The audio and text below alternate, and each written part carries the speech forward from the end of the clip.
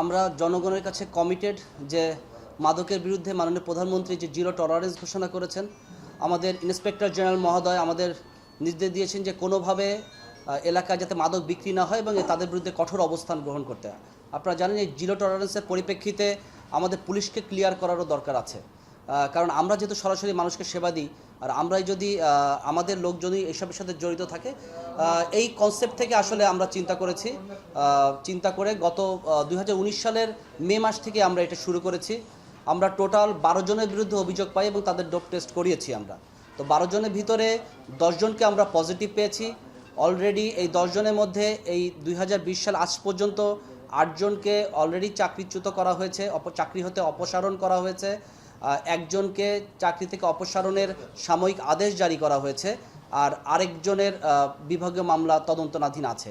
সেটাও যদি প্রমাণিত হয় তবে তার বিরুদ্ধেও সেই একই ধরনের ব্যবস্থা গ্রহণ করা হবে।